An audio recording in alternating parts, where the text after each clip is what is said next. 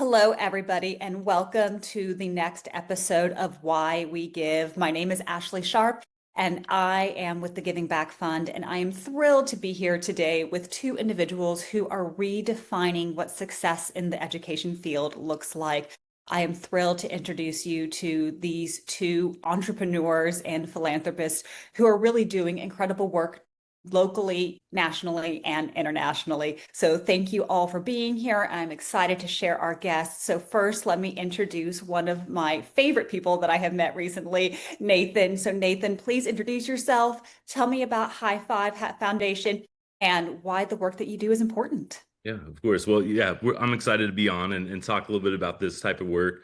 I'm really passionate about this, and I got passionate about this work back in 2007. That's when I was studying behavioral neuroscience at Purdue University, and I started working part-time as a youth worker for kids that were incarcerated in Lafayette, Indiana. After I graduated, I loved the job so much, I took a full-time role there, and I worked for 4 years as a direct care staff working with violent offenders. And what I realized was the way that we handle discipline practices in the schools, in the homes, in the justice system is that creating reform, change, recidivism, and behavior. And typically we weren't seeing good results out of this. So the body of work that I was using was something called restorative justice. We now use the restorative practices aspect of it, but it was a lot of this restorative justice aspect. After those first 4 years, I went into the clinical office in the county and I started helping the kids flowing between Department of Child Services, probation, back into the homes, back into the schools, and what that successful reintegration looked like. And I did that for 3 years. After seeing some really good results, I went into education and I started out as a college career readiness coordinator and I taught some CTE classes and I worked at a high school with Goodwill for high school dropouts. I did that for 2 years. And then Purdue University wanted to open up their first high school for underserved, unprivileged youth in Indianapolis. So I moved from Lafayette to Indianapolis and I helped open up that first school as one of the founding school administrators and in charge of their discipline system at the time. We had the lowest suspension rate around Marion County, so that's all the Indianapolis schools. And I was encouraged to write a book about this. The book's called Hacking School Discipline, and it's about teaching forgiveness and the discipline practices. At that time, we started to see good results in Indianapolis, so we wanted to look around different areas in the United States. The first city I went to was Memphis, Tennessee. I worked with a district out there right outside of Memphis, and I worked with them for a couple years, and we started seeing reductions in violence, reductions in suspensions, increase in attendance. So we wanted to build something scalable. So that's why I got into technology around this. That's sort of what Highfive's focused on now, is working with schools and districts when there's complexities taking place and helping really understand the discipline systems and giving them tools to help them with this forgiveness tool. What does it look like to structure and learn empathy in education? That is absolutely incredible. Thank you for taking us through your story. So, what I'm hearing is that this work was inspired not only from your firsthand experience, but also just what you were seeing as trends in the United States. I mean, obviously, you were able to go to different regions and see the work that really needed to be done. What encouraged you to start a foundation? Obviously, Highfive Schools exists, and Highfive Foundation is, the next arm of that. But what spoke to your soul and made you realize that this needed to be a bigger philanthropic effort? Yeah, absolutely. I think so. I've had my own businesses now for about 7 years. I've worked in 36 different states and over 25 different countries around the world. I've worked with some of the most complex school environments around there, especially here in the United States, some of our biggest cities and some of the places where the most complexities are taking place. What I've realized is there's a lot of lack of funding in these certain areas, and sometimes the funding does go into the schools, but sometimes it's not around the discipline systems. It's not around sort of the social emotional support for the kids. It's not focused on a sense of belonging and relational based practices between the teachers and the students. So what we found is with there not being dedicated funding towards this, sometimes they can't pay for programs. Sometimes they can't get the additional resource or the additional staff in the building that help support with sort of their kids that might be a neurodiverse kid or somebody that might just require something a bit different in the classroom. So by starting the Highfive Foundation after those 7 years in this journey, what we want to do is work with some of those different schools.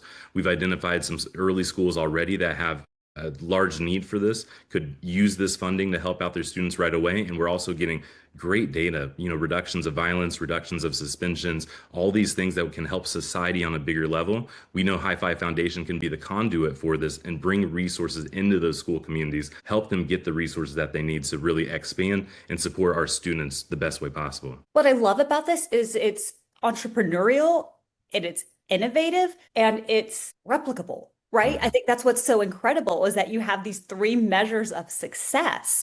And speaking of entrepreneurial, I would love for Irina to introduce herself and talk about the incredible work that your partner organization, Set University, is doing in Ukraine. Recently, Set and Highfive hosted an incredibly successful dinner in New York where they were able to bring together like-minded individuals to discuss these incredibly important matters. And we're really building on the success of that dinner and bringing together those incredible minds. And Irina would love to hear about SET and how we can support you in the incredible work that you do. Actually, thank you for the question. SET, it's a non-profit university in Ukraine, but it's not a traditional university. Actually, we have this crazy story because we launched the university just 2 weeks before the full-scale invasion. And I had my connection time flight in Miami at the time, so I couldn't go back to Ukraine. And the first thing after 1 month when Russians left Kiev, I came back and launched this university because I felt that entrepreneurship actually it was the only thing that can help us, because this war it's not only about like physical things anymore. It's more about technology, cybersecurity, etc. So the idea of State University, as I mentioned, it's not a traditional, a conventional one.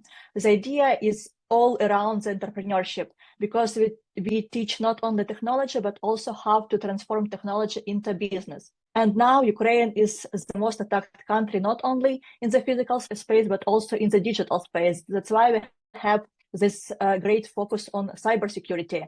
And we share all our programs and all our experience and expertise, not only with Ukraine, but also with the world, because the expertise is unique, and we are trying to protect not only Ukraine, but also the world from all the cybersecurity attacks that are happening on Ukraine. But my main point was why education?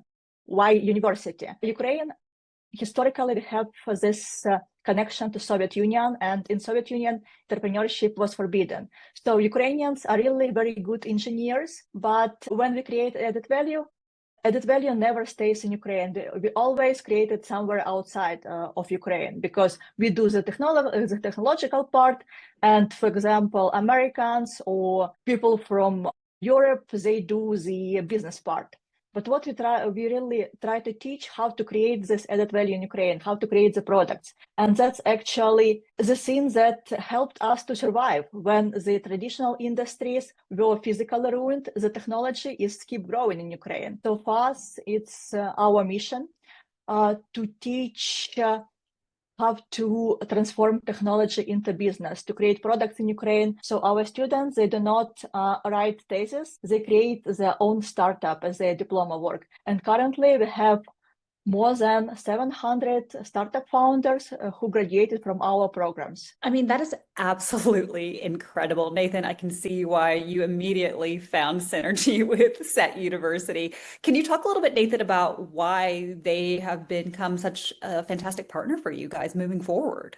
Yeah, absolutely. I think that, hearing the mission of Set University, seeing what they're doing and the unique sort of pathways they're forming has just always been, just really, I'm honored to work with them and have them as a partner in this. And then also, I'm launching a guest lecture course for Set University around empathy, and doing this with our AI tech leaders, people in cybersecurity, things like that, to help sort of teach these practices of empathy in there. So I feel like there's such great alignment with this future of cybersecurity, with the empathy components that's really needed in things, and just the mission that they support across Ukraine. And it's just such a you know tough thing to navigate for anybody in any country, to navigate something that they're going through. But I think the resilience of starting this university 10 days before the full scale invasion, and then pushing through and continuing to scale up and continue to add things and give people hope in Ukraine to come through and have this university. I mean, it's just something that, I'm honored to be a small part of it. The phrase empathy through entrepreneurship, right? Like that's just so powerful. And there are two things that you don't really think about together, that you don't often connect. But you're right, both lead to resilience, which Mm. is what we need more than ever nowadays. Irina, can you share with me a success story? Obviously, this is a very new program and one that I'm excited to see grow throughout the years. But do you have any early insights into, perhaps a student story or ways that this is really making an impact on the ground right now? Yeah, of course, we have like plenty of such stories, but I want to start with the first one because he actually was our first student, and now we have like 40% of our students, they are military, and like usually they work like they do the work in technology, like maybe 50% of times it's like cybersecurity, again, because we are most attacked country in the world. When Russia do this physical attacks, missiles, usually they first try to do the cyber attack. Like, so like even today, I had energy and power only for 5 hours. So now we are lucky that I have light. It's just the schedule, like this 3 hours that we have per day. And they do it also with cybersecurity attacks on our critical infrastructure, like power plants, etc. So we teach a lot of students, like we have a lot of students who protect this critical infrastructure. And one of the story, it's actually our first student in cybersecurity. He came to us, he already had this experience in protection this critical infrastructure, but he came up with the idea during his studies to launch a startup, and not only to protect Ukraine, but also to simulate all these attacks that were done on Ukrainian power grids, Ukrainian telecom systems, to simulate these attacks for different countries, for different companies, just to train them on a real world scenario. And now we have the startup that actually protects the democratic world in cybersecurity, because what Russians do usually, they try attacks on Ukraine and then scale these attacks all over the world. So it's not only about Ukraine. And what we do, we share our expertise, we share the simulations, we train different companies, we train government organizations. And like, as you mentioned, it's only been less than 3 years, but we already have not one successful startups in cybersecurity. We already have 3 our own spin-offs in cybersecurity, and it's done by our faculty and by our students. Just using this approach that we do not want them to write some theoretical thesis, like we want like real practice, we want companies, we want added value, because even in future, how we can rebuild Ukraine? Do we want donations from all over the world? No, we need to build our own strong country, and we can build it only with the help of technology, because they like technology have the biggest added value. That is incredible. I mean, what an impact it's making, again, not just in your country, but all over the world. And so the systems that you're creating and putting into place right now are going to be systems that we all benefit from. And so, I mean, I think that is just amazing when you think about how interconnected we are.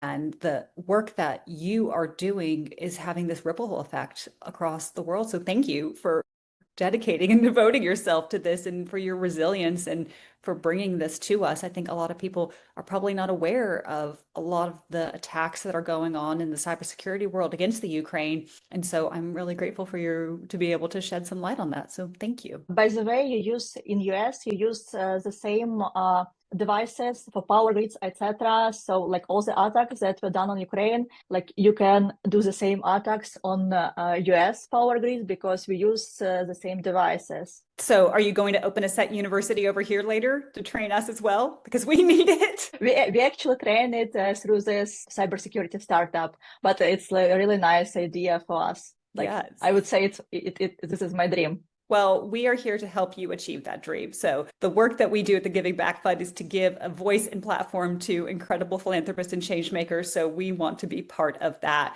Nathan, on that note, tell me about a success story from working with Highfive, and also how can we in the United States, internationally, support the work that both of you are doing? Yeah, I would say on the Highfive side, what we focus on is certain metrics. And I would say those metrics are typically in the discipline space, but that goes also in the mental health space and some other components.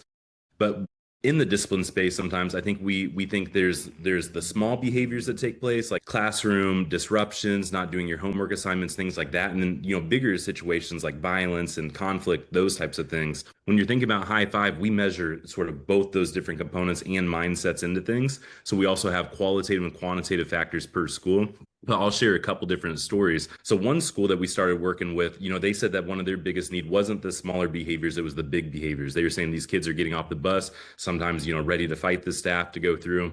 All 5 boroughs of New York City send their highest need psychiatric kids to this school in Brooklyn. The principal that's there, she's been there for 48 years. I'm at that school. I'm going through. She read my book about 4 years ago, and then she called me up and said, Nathan, I got a really unique school over here. I really love your book and going through, but how could this work for my population here? I got the toughest kids from all 5 boroughs coming over here. So what we did was we partnered with her school over the course of several years, 3 years, and she has done no out-of-school suspensions. She's had reductions in violence and reductions of those minor behaviors. She's had also changes of mindsets where now people are looking at how can I teach empathy? How can I understand what the harm is caused and to whom and take action steps towards making that wrong right? So we saw metrics of change across that entire building in Brooklyn. The school's name is the League School. So that's one aspect.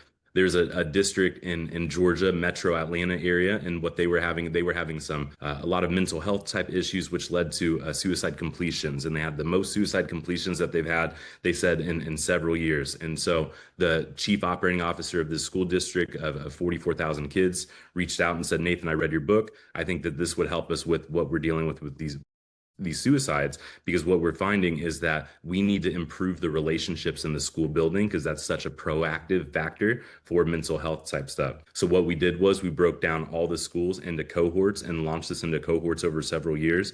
And she now speaks across the nation about there's correlations, causations for reductions significantly dropped down across for the last 5 years, and reductions in suspensions. Last year, they had a reduction of 29,700 days of out of school suspensions where those kids aren't in the community doing something. They're in the schools, they're learning skills, they're working on critical type stuff. So again, that's another sort of aspect to it.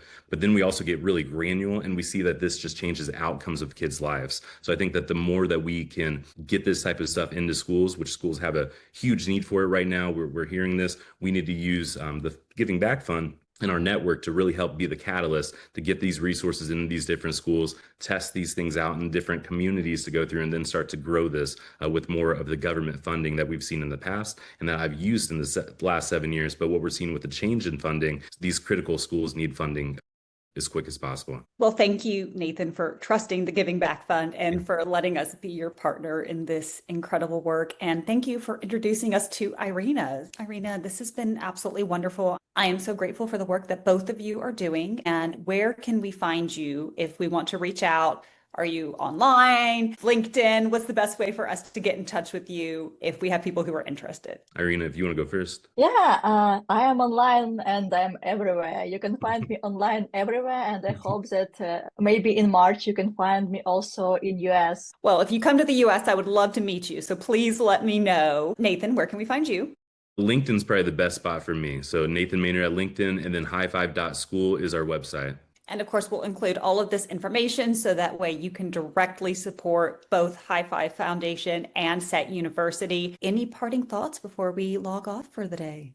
I just want to thank people for listening and hopefully that, supporting us. And if you can't support us, I also think, connecting us with someone that might be interested in supporting us. I think for Highfive, we're looking for philanthropic, funds. We're also looking for connections into schools and districts. We're also looking for connections with media so we can also share these awesome stories around. Yeah, I agree with Nathan, but I also want to add that, sometimes we think that there are a lot of terrible things in the world, but usually we think that it can't happen to us. I was the same 4 years ago, but trust me, it can happen to everyone, and a lot of terrible things in the world would have never happened if humans had more critical thinking and more empathy.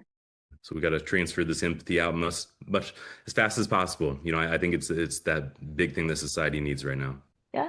Well, Okay. thank you both. And I love ending on a message of hope. So thank you for those words of encouragement. And really, I think the key word is empathy and learning to grow in that skill. So if you guys want to learn from the best, Irina and Nathan are the two to learn from.